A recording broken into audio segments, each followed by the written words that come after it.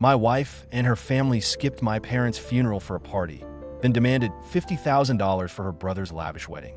They saw me as their personal ATM, a grieving fool they could easily exploit. I agreed to attend the wedding and bring a gift, but the one I presented in front of all their guests wasn't a check. It was a speech that publicly exposed their greed and shattered their perfect family image. The day my parents passed away, I stood frozen in front of their coffins, surrounded only by relatives and a few old friends. My wife, my 2 daughters, my in-laws' entire family, not a single one of them showed up. They were busy hosting a barbecue to plan the wedding of my wife's younger brother. I just buried my parents in solitude when the very next day they called me to their house and coldly said, "Jonathan's wedding needs to be grand. You need to contribute $50,000. I thought I had hit rock bottom in my grief, but I was wrong because on the day of the wedding, I prepared a gift that left their entire family stunned in front of all the guests. Hello, my name is Calvin Monroe. I'm 33 years old, living in Charleston, South Carolina, a small city with streets shaded by oak trees and the salty air of the sea. I'm not anyone special, just an ordinary guy working as a manager at a gas station in the suburbs. It's not a glamorous job, but I take pride in working hard every day to provide for my wife, Scarlett, and our 2 daughters, Ella and Madison. Ella is 8 with golden hair that shines like sunlight, always chattering about school. Madison is 5, shy, but when she smiles, it's like the whole world lights up. They are everything to me, and I always thought our family, though simple, was a complete and happy home. But life, as I learned the hard way, never warns you how it's going to knock you down. One October day, with the Charleston sky gray and ominous, I got a phone call that changed everything. I was standing behind the counter at the gas station when my phone rang. On the other end was a man's voice, deep and solemn, introducing himself as a police officer. "Are you Calvin Monroe, son of Leo and Eloise Monroe?" he asked. My heart stopped. My parents. They were on their way from Columbia to visit us, bringing some homemade orange marmalade for Mom and a few old toys Dad had dug out of the garage for the girls. "Yes, that's me," I said. Then he spoke, his voice steady. "I'm very sorry to have to tell you this. Your parents were in a car accident on I-26. They didn't make it." I froze, my body encased in ice, my hand gripping the phone so tightly my knuckles turned white. The officer explained that a truck had lost control and crashed into their car. They were gone instantly. I don't remember how I hung up, only that I drove straight to the morgue. It was cold, reeking of antiseptic. An employee led me to a small room where 2 bodies lay under white sheets. He pulled them back, and there they were. My dad, Leo, with his salt and pepper hair and a smile that was no longer there. My mom, Eloise, her kind face now pale, her eyes closed as if asleep. I just stood there, tears streaming hot down my cheeks, and felt a part of me die, too. As an only child, everything fell on my shoulders. I started making calls one by one, informing relatives and friends. The last call was to Scarlett, my wife. I needed her more than ever. When she answered, I heard laughter and upbeat music in the background. "Calvin, what's wrong?" she asked, her tone light but rushed. I took a deep breath, trying to keep my voice from breaking. "Scarlett, my parents, they were in an accident. They're gone. The funeral's this weekend." There was a pause. Then she said, her voice flat, "Oh my God, Calvin, I'm so sorry. But, this weekend I'm really busy. My parents are throwing a barbecue to plan Jonathan's wedding. The kids and I can't make it." I thought I'd misheard. "A barbecue?" I repeated, my voice faltering. "Scarlett, this is my parents' funeral. I need you. I need Ella and Madison." She sighed as if I was inconveniencing her. "Calvin, you can handle it, right?" A sharp pain stabbed through my chest. My wife, the woman I married 10 years ago, had just told me she was too busy with a barbecue to attend my parents' funeral. I hung up, my hand shaking so much I nearly dropped the phone. The days that followed were a nightmare. I threw myself into preparing the funeral. My parents weren't wealthy, but they gave me a childhood filled with love. And now I had to bury them alone. The night before the funeral, I sat down to write the eulogy, but every time I started, tears fell. Deep down, I was terrified, not of speaking, but of knowing that when I stood before my parents' coffins, I'd be utterly alone.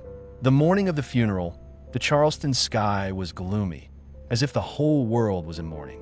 I put on the black suit my dad once complimented and drove to the funeral home. 2 oak coffins stood side by side, adorned with white and yellow flowers, Mom's favorite colors. Gradually, people began to arrive. Neighbors, friends, and relatives trickled in, bringing stories about my parents. Amid the growing crowd, I felt a painful void. Scarlett wasn't there. Neither were Ella nor Madison. Not a single person from my wife's family showed up. "Where's Scarlett?" a neighbor asked softly. I mumbled something about her being busy, feeling humiliated as whispers spread through the room. When it was my turn, I stepped up to the podium. "My parents," I began, my voice trembling, "were ordinary people, but they lived extraordinary lives." I spoke of my dad working overtime for my school shoes, of my mom saving the best food for us. Tears began to fall, and I didn't wipe them away. At the cemetery, as the coffins were lowered, the sound of dirt hitting the wood echoed like hammer blows to my heart. I couldn't hold back anymore and sobbed uncontrollably. I sat in front of their fresh graves long after everyone had left, the loneliness enveloping me like a shadow. 3 days after the funeral, my phone rang. It was Bruce, my father-in-law. I felt a small spark of hope that he was calling to offer condolences. "Calvin, are you free?" His voice came through, curt and businesslike. "Your mom and I need to see you." I drove to their house, a grand home in a fancy part of town where I always felt out of place. Joanne, my mother-in-law, greeted me with a strange smile, but her eyes held no warmth. Bruce sat in an armchair, gesturing for me to sit. No one asked about the funeral or my parents. "Let's get to the point," Bruce said, his voice cold.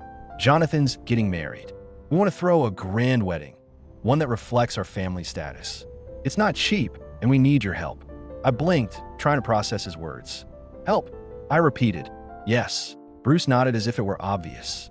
$50,000. You're part of this family. This is your responsibility." I sat there stunned. I had just buried my parents, and they were here demanding money. Joanne added, "Calvin, you don't have parents to support anymore, right? Your money should go to this family, to Jonathan's future." Her words were a knife slicing into my heart. They were using my parents' deaths as a justification. My mouth was dry, my hands clenched so tightly my nails dug into my palms.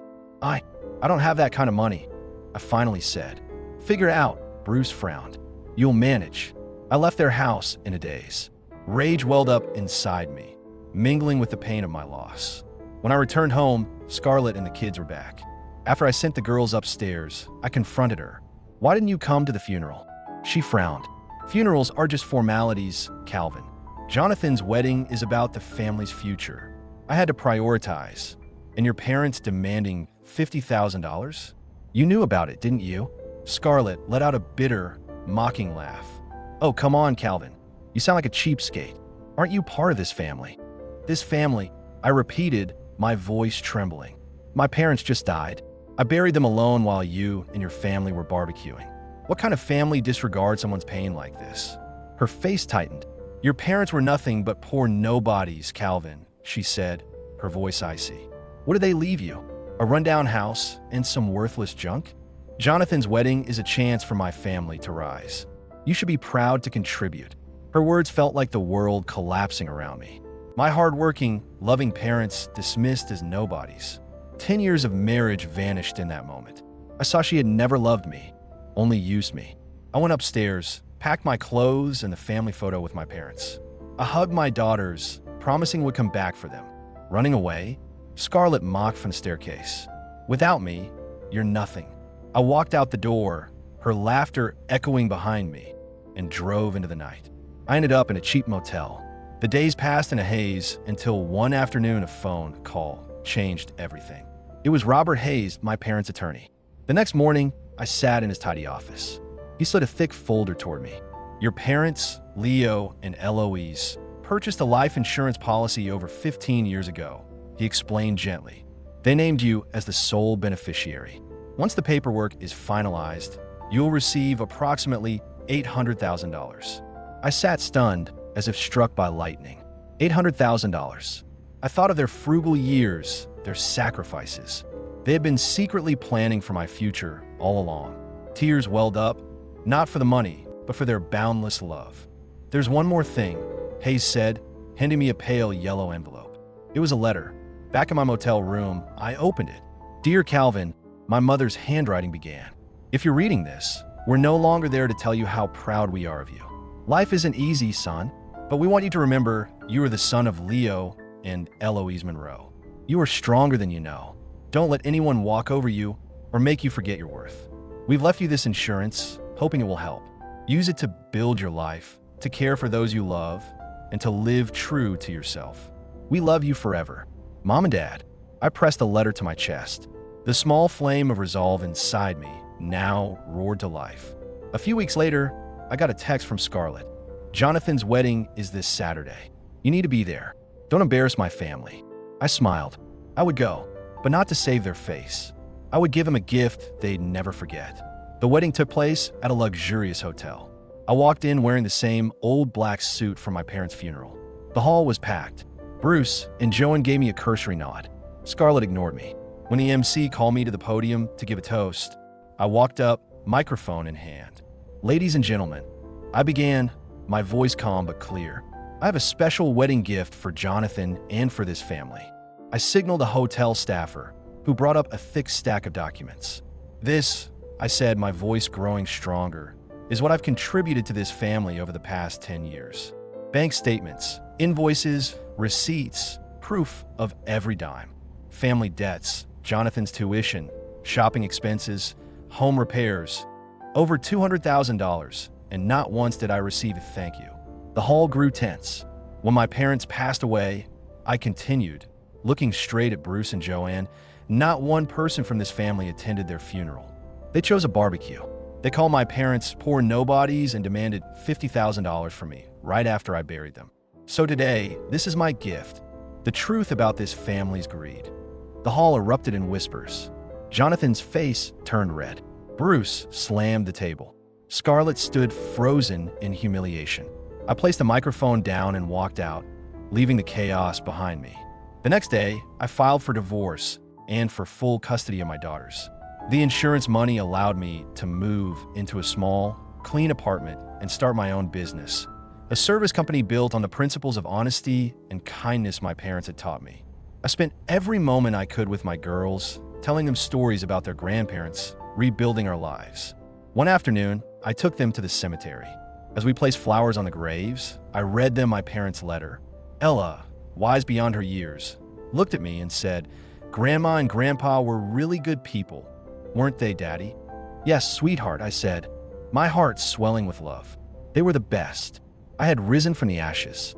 I was building a new life, not just for myself, but for Ella and Madison, a life my parents would have wanted. Their love had given me the strength to stand tall, and I knew, looking at my daughter's smiles, that I would keep moving forward stronger than ever.